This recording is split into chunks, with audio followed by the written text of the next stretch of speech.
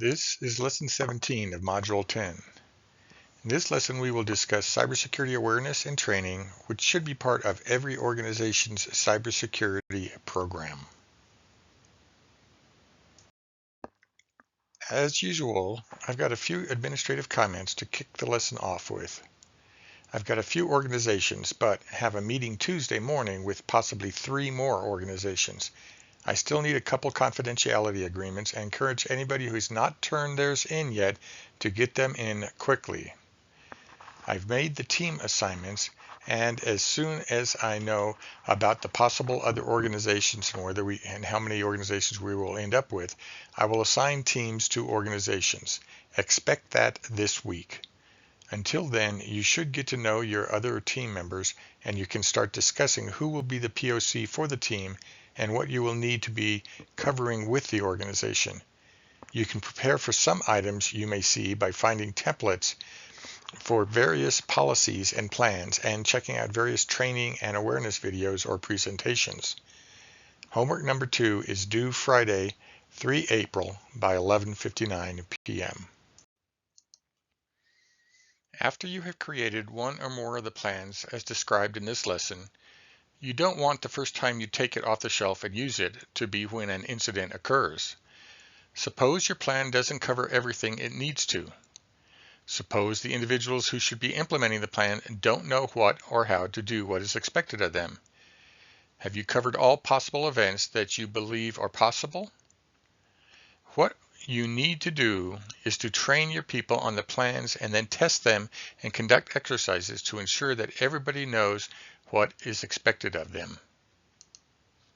According to NIST Special Publication 800-84, which is entitled Guide to Test, Training, and Exercise Programs for IT Plans and Capabilities, tests are evaluation tools that use quantifiable metrics to validate the operability of an IT system or system component in an operational environment specified in an IT plan. For example, an organization could test if call tree cascades can be executed within prescribed time limits. Another test would be removing power from a system or system component. A test is conducted in as close to an operational environment as possible. If feasible, an actual test of the components or systems used to conduct daily operations for the organization should be used. People need to know what is expected of them, and this is the purpose of training.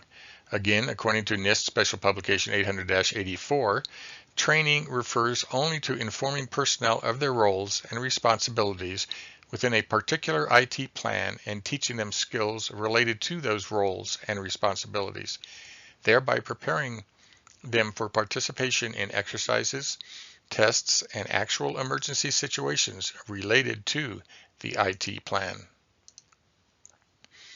Finally, an exercise is a simulation of an emergency designed to validate the visibility of one or more aspects of an IT plan.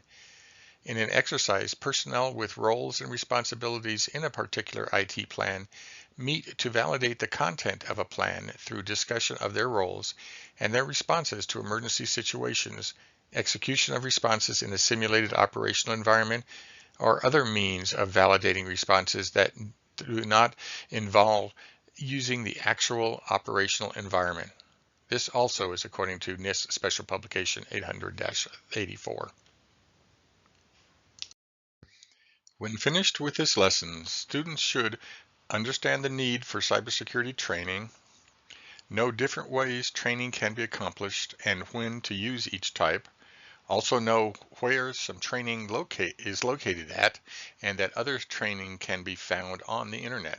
Students should also have an understanding of the purpose and the contents of the 2 related documents, SP 800-50 and SP 800-16.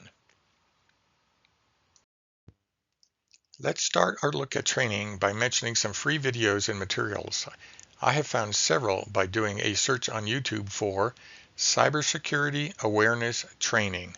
Since videos are updated regularly, an organization should periodically see what is available. The first one is from October 2025, so is fairly recent. They post a new one every October during Cybersecurity Month. The video is pretty good, but not very dynamic. It is 35 minutes long. The second one is a bit longer at 49 minutes. It actually was from several years ago, but the material is still relevant, though there are some outdated references, such as discussing Windows 7. What is very valuable, however, is the downloadable PDF files you can obtain from going to their website. It covers the same material but is updated, and it includes a script. This could be usable to conduct your own in-person cybersecurity training. The third video is a more topic-specific video and is also longer at just over an hour. It is very interesting, however, though it may not be usable for most organizations since it is fairly long and is on a single topic. You could use this to capture short snippets from, however, for your own purposes. Awareness is a form of continuous training. The idea would be to have the longer training, say on an annual basis, but then periodically throughout the year do something that would remind employees about the importance of cybersecurity and would provide a refresher on some aspect of it. This is a series of videos that are short, humorous, and address various topics that are relevant to cybersecurity for an organization. An organization could pick out the topics they want to emphasize, such as number 6, Rob's worrisome work from home, and use that to remind folks about what they need to remember about cybersecurity when working from home. This would go along with number 10, Liam's vital VPN use, virtual private networks, which could be used at another time to again provide a refresher on what to do when connecting to the organization when away from the office. These videos may not be the right ones for your organization. They are a bit simplistic in their presentation, but by doing a simple search, you can find dozens of short videos that can provide periodic awareness training on a variety of topics. Videos are not the only mechanism that you can use for awareness. Short email reminders are simple, but too many of them will cause them to be ignored and be much less effective. You can also do things such as hang posters around the office on bulletin boards with short phrases to catch people's attention and remind them of some aspect of security. An occasional newsletter with stories of actual incidents can also be effective. You will want to break things up and use a variety of these so they don't become mundane and cause folks to ignore them. Here's a set of topic-specific awareness videos. These are aimed a bit more at a business environment and are not cartoons. These are the free videos created by Stay Safe Online. They have broken security down into 8 topics and have separate videos for each topic. You will notice they are covered in a humorous way that will likely keep the employees' interest and will have more of an impact. They also each include summary information on how this is directly related to the employees, and the video is designed to show the type of activities employees should avoid from a security standpoint. This is another potential approach for security awareness training, but you may find it to be more applicable to the organization you work with, and that you may want to recommend if they currently don't have any training program or could use them to start a cybersecurity awareness program where they may send out the link to a video every other month or so. Take a look at a few of these to get a feel for them. This is a screen capture from the last video on the previous list, episode 8. I really like this video for some of the things it emphasizes. First, the way the vast majority of users will read this message is, do you want to get your work done? Yes or no? Just like the way the employee in the video handled this, she was presented with a situation where she could choose the secure response and not get her work done, or she could choose the non-secure response and get her work accomplished. She chose the non-secure response, which is the answer most would choose. The second aspect of this that I liked is for you as programmers. When writing software that will display a pop-up window like this, Know that the normal response is to answer in a manner that allows the user to do what they wanted to do.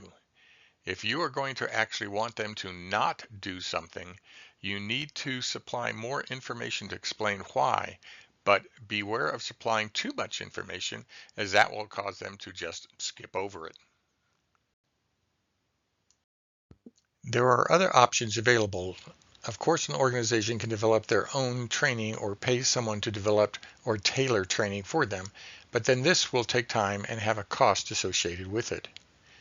Instead of having a course developed for you or using the YouTube videos I mentioned, there are other more complete training options available, some of which are free while others will cost to take.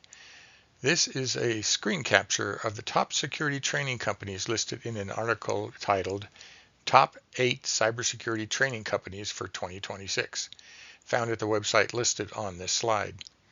Notice that the article is posted on a page on the EdStellar site, and they list themselves first as a top security training company. Having said that, they do list some very well-known organizations that are providing training and that are trusted in the community, such as SANS, CompTIA, ISC Squared, the EC Council, and InfoSec. NIST hosts a page that provides information on a variety of free and low-cost online cybersecurity training content. The site for this page is shown on the slide. The site lists the training options under 4 categories, which consists of career and professional development, employee awareness training, educator training and curriculum, and K-12 education and games. Appropriate for this course is the employee awareness training section, so let's click on that link. There are a number of different sites you can go to find training material. Not all are free, but are low cost in that case. The first one we'll look at is the Center for Development of Security Excellence. This is an organization that does have a DoD emphasis, so not all of the material will be perfect for small businesses. One of the things they do have are a number of posters that can be used for awareness purposes that cover a variety of topics such as internet security, several different ones on passwords, phishing, physical security, email security, and several others. The site also has a couple of free training videos on ransomware and social media, as well as several short training videos on topics such as incident response, insider threats, and mobile device application security. The next link states it has a free 1-hour course, but the site it takes you to has a lot of good information that can be used in security training and awareness. This last link does have a number of resources you might be able to utilize, but it does require you to register in order to use the materials. At one point, there were a lot of free online trainings, videos and resources that certain organizations could access, known as Federal VTE or Fed VTE. This has now been replaced by CISA Learning. CISA Learning's website states, as shown here, that it provides free online cybersecurity training on a variety of topics such as cloud security, ethical hacking, risk management, malware analysis, and more. CISA Learning replaced the Federal Virtual Training Environment, or FedVTE, and multiple other LMS platforms, and it is available to CISA staff, contractors, veterans, and military personnel, and most importantly from my perspective, the general public. There is no need for an organization to immediately develop their own training videos or training course. There are plenty of free online resources an organization can utilize for both training and awareness purposes. We discussed a few videos. There are a lot more. The list of cybersecurity training companies was from 2026. Prices will vary, such as the SANS courses have a tremendous reputation but are expensive. If you see one you think might be useful, go ahead and check it out. The purpose of this was more to give you a feel for the broad range of training that is available. There are other resources you can find online. After working with your organization for a bit, you can determine if the ones we've looked at will be useful, or you can search for others that might be more applicable. Let's turn now to a NIST special publication that specifically addresses training. The document is NIST Special Publication 800-50 entitled Building an Information Technology Security Awareness and Training Program. This slide provides a link for the document as well as a link to a video on the document. Watch it now or later, but be aware that the video is 32 minutes long. When you watch the video mentioned, you will see this information. It is a quote taken from 800-50. We need to remember a few key points mentioned here. First of all, the document points out that all people in the organization need to be involved in the protection of the organization's information. This includes each individual knowing what their role and responsibilities are as they pertain to the mission of the organization. Each also needs to know the security policies, procedures, and practices. This means that they must be taught these if we expect them to know them and to follow them. And finally, everybody needs to understand the security controls that have been put in place to protect the resources and information.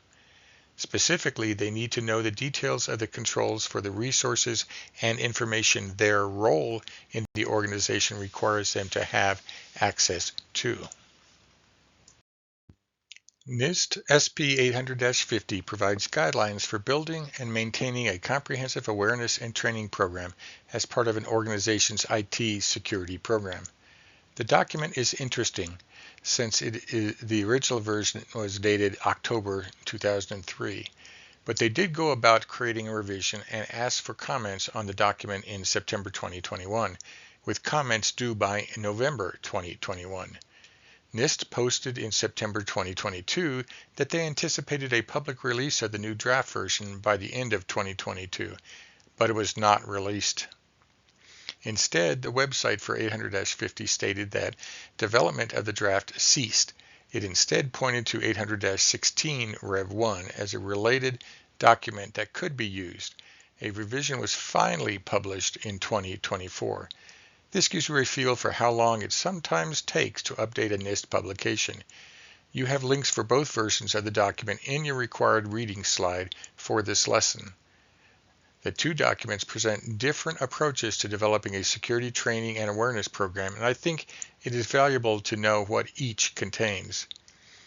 Though dated, the guidance in 800-50 is still applicable.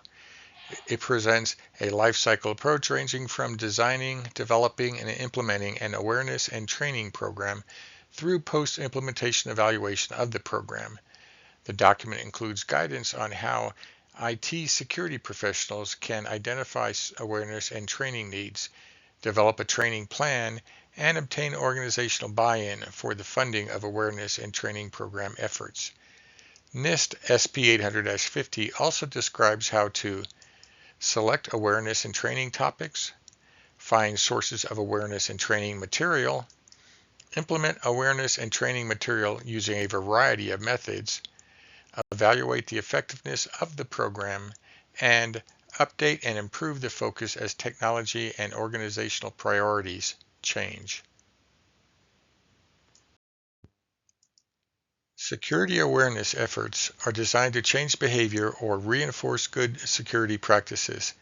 Awareness is defined in NIST Special Publication 800-16 as follows. Awareness is not training. The purpose of awareness presentations is simply to focus attention on security. Awareness presentations are intended to allow individuals to recognize IT security concerns and respond accordingly. Awareness relies on reaching broad audiences with attractive packaging techniques. Training is more formal, having a goal of building knowledge and skills to facilitate the job performance. Training, then, is defined in NIST Special Publication 800-16 as follows. The training level of the learning continuum strives to produce relevant and needed security skills and competencies by practitioners of functional specialties other than IT, for example, management, system design and development, acquisition, and auditing. The most significant difference between training and awareness is that training seeks to teach skills, which allow a person to perform a specific function, while awareness seeks to focus an individual's attention on an issue or set of issues. Education is defined in NIST Special Publication 800-16 as follows. The education level integrates all of the security skills and competencies of the various functional specialties into a common body of knowledge, adds a multidisciplinary study of concepts, issues, and principles, both technological and social, and strives to produce IT security specialists and professionals capable of vision and proactive response. An example of education is a degree program at a college or university. Some people take a course or several courses to develop or enhance their skills in a particular discipline. This is training as opposed to education. Many colleges and universities offer certificate programs wherein a student may take 2, 6, or 8 classes, for example, in a related discipline and are then awarded a certificate upon completion. Often, these certificate programs are conducted as a joint effort between schools and software or hardware vendors. These programs are more characteristic of training than education. Those responsible for security training need to assess both types of programs and decide which one better addresses identified needs.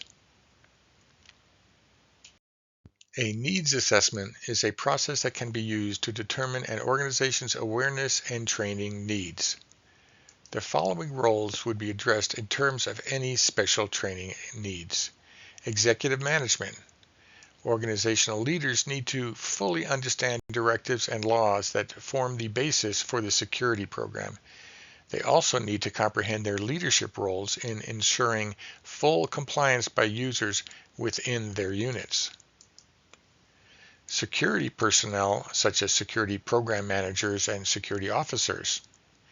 These individuals act as expert consultants for their organization and therefore must be well educated on security policy and accepted best practices.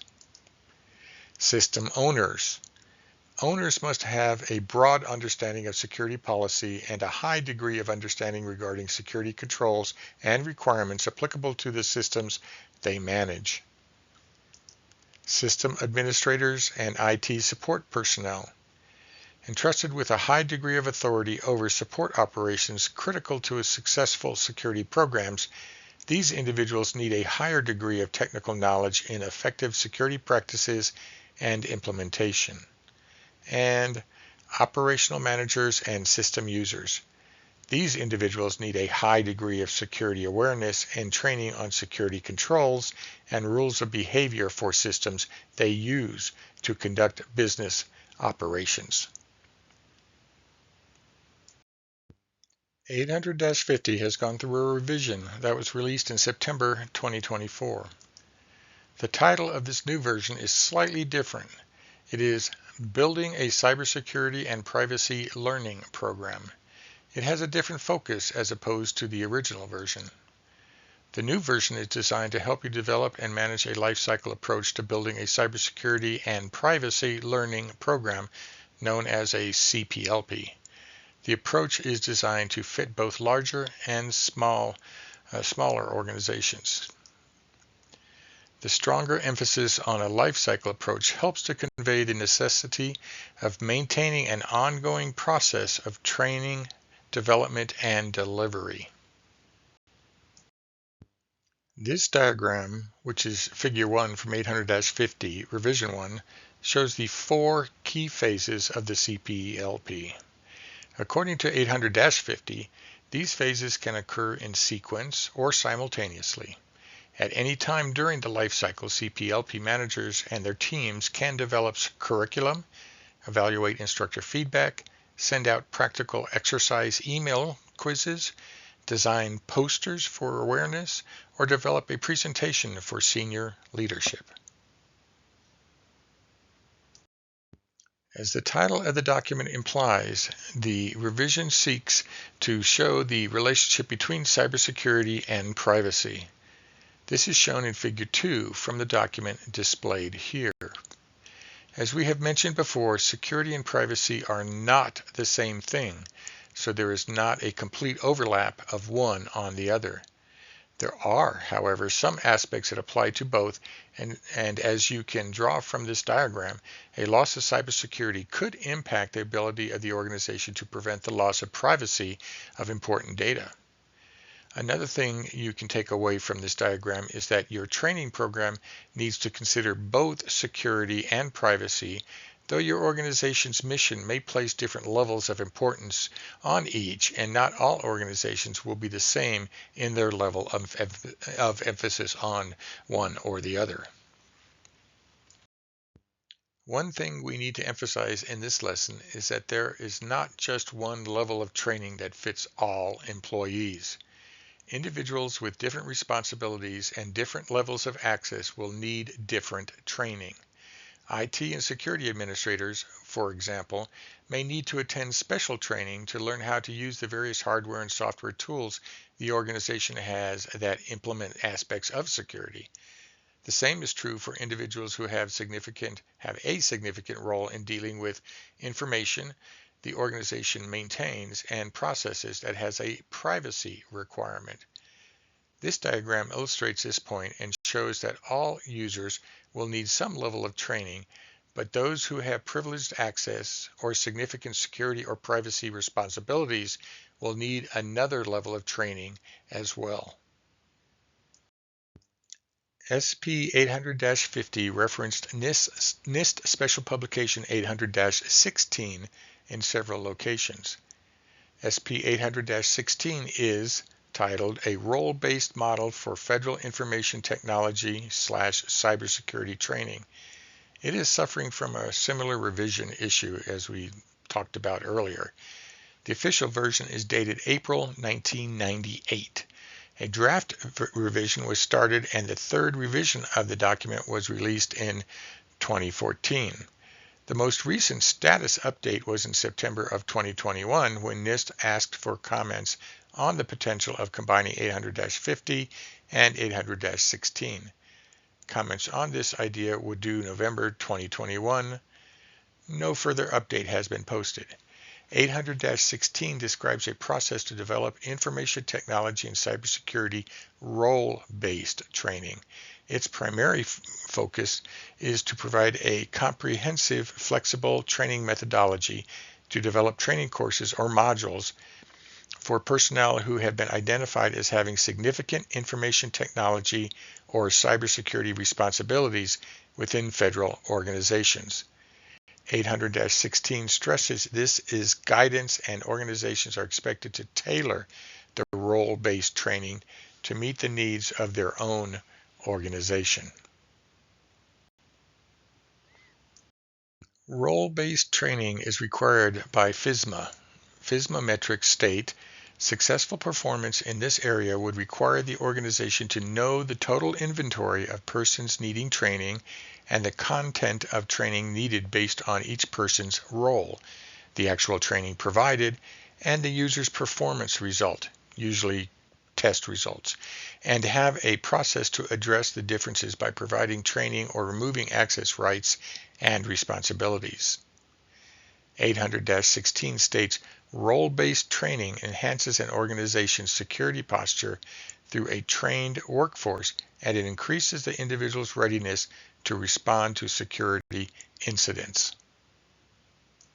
So, what does all of this information mean in terms of your team project this semester?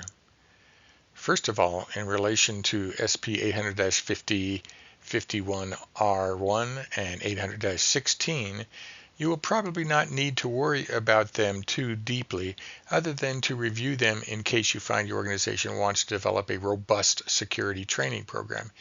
You can use these documents to help you advise your organization. Remember that these are addressing federal organizations and the FISMA requirements. Also remember that FISMA is the Federal Information Security Management Act. For your organization, they should have a training program, but what this will involve depends on the size of the organization. At a minimum, all users should have awareness level training, and those responsible for security should have a bit more in-depth training. You really shouldn't need to develop any user-level training, as there are a number of free versions that can be found online. Depending on the organization, however, there may be a need to provide special training based on the sector they are part of, such as HIPAA for health organizations. As mentioned, your organization should at least have a user-level training program, but you should be able to find one that covers what is needed. User-level training is fairly similar no matter what the sector, though some may include more information than others you may find. From an article online a few years ago, the top 12 cybersecurity awareness topics that the training should include are phishing attacks, removable media, passwords and authentication, physical security, mobile device security, working remotely, public Wi-Fi, cloud security, social media use, internet and email use, social engineering, and security at home. What will really be needed for your organization may vary. For example, if the organization has no connection to cloud services, then cloud security probably is not needed. Depending on the age of the training modules you find online, working remotely may or may not be covered, as well as social media. Internet and email use may be covered separately based on the acceptable use policy that the organization has in place. So the bottom line is, use this list as topics to be considered and adjusted depending on the organization itself. Previously, I mentioned that depending on the sector your organization is part of, there might be a need to cover additional sector-specific security issues. The example mentioned was that of the Health Insurance Portability and Accountability Act, or HIPAA, training for the healthcare organizations. You can take a look at this video that addresses this specific environment to get a feel for what sector training may be like. The center I was the director of for 20 years at UTSA would be disappointed if I didn't mention one final source of free cybersecurity training. The National Cybersecurity Preparedness Consortium, or NCPC, is a 5-university consortium dedicated to developing training for states, local governments, tribes, and territories, commonly referred to as SLTTs. UTSA is one of the founding members of the NCPC. Originally, the training was limited to individuals in emergency response and government organizations in the SLTTs, but it has been opened up to anybody who is interested in taking the courses. The NCPC develops and offers courses in 5 topic areas: awareness, coordination and planning, cyber incident response and recovery, infrastructure technical training, and cyber threat information sharing. Courses are offered in in-class, webinar, and online formats. The courses in the awareness topic area are shown here, as these might be the ones of most interest to your organizations. As a final comment, UTSA was one of the founding members of this consortium and is very active still in the development and delivery of NCPC courses. I've added 4 more documents to our library during this lesson. They are the NIST publications that we discussed that covered training.